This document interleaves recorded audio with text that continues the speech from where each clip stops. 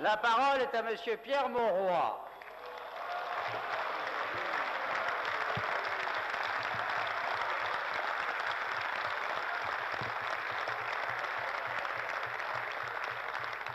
Monsieur le Président, ma question s'adresse à Messieurs, je vous en prie, écoutons les orateurs.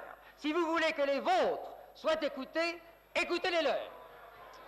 Monsieur le Président, Vous avez la parole, Monsieur Pierre Mauroy. au moment où il y a une manifestation silencieuse dont la rue est de deuil, on peut penser que cette séance de l'Assemblée nationale se fera dans le calme.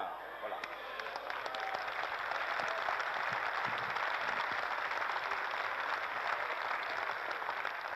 Ma question s'adresse à Monsieur le ministre de l'Intérieur.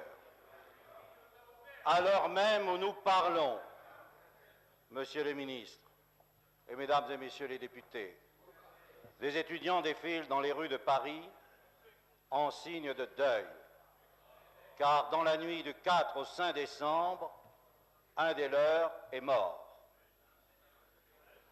Un des leurs est mort. La mort de cet étudiant pose des questions. À vous, Monsieur le ministre, et la nation attend de vous des réponses, sans doute différentes de celles que vous venez de donner. Aujourd'hui, cette mort constitue un symbole par bien des aspects. C'était un étudiant comme tous les autres. Il s'appelait Malik, et c'est bien là une des réalités de la France d'aujourd'hui. Depuis l'école maternelle jusqu'à l'université, les enfants de France, d'où qu'ils viennent, travaillent ensemble, se reconnaissent et s'aiment. Il n'est pas question pour eux d'exclure Paul ou Jacques, et pas davantage Yasmina ou Malik.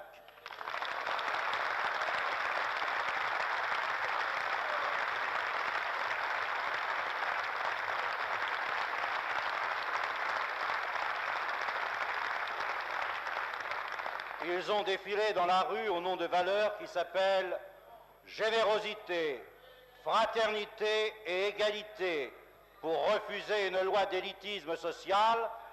Et à ces simples valeurs qui sont celles de la République, je pense, Mesdames et Messieurs les députés, que vous devriez au moins m'écouter.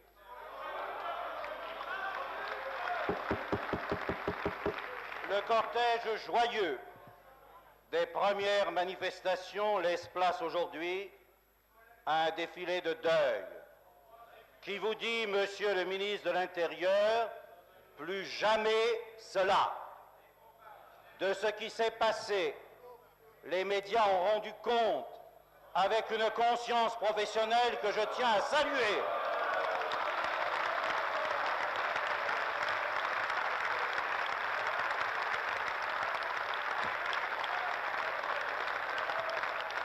Tout en partageant aussi leurs inquiétudes après les nominations politiques des responsables de l'audiovisuel. Les Français ont entendu, les Français ont vu, et ils nous regardent encore.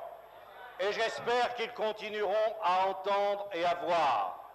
Monsieur le ministre de l'Intérieur, on vous a entendu, on vous a vu dimanche, on vous a entendu prononcer des paroles de division, des paroles qui ne sont pas celles que les Français attendent d'un ministre de la République. Je voudrais entendre aujourd'hui vos réponses sur 3 points précis.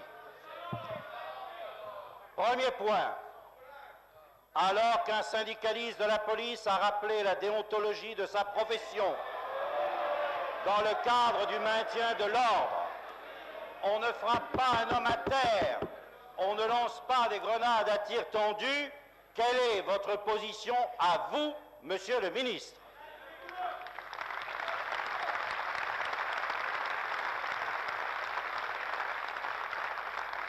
Votre rôle est le maintien de l'ordre dans notre pays.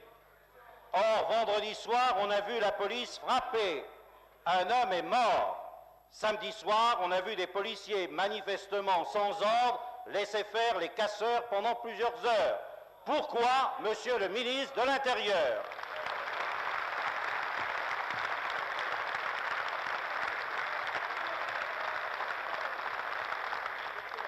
Tout le monde a pu entendre le témoignage du fonctionnaire du ministère des Finances qui, avec Malik, a été poursuivi par les policiers à moto.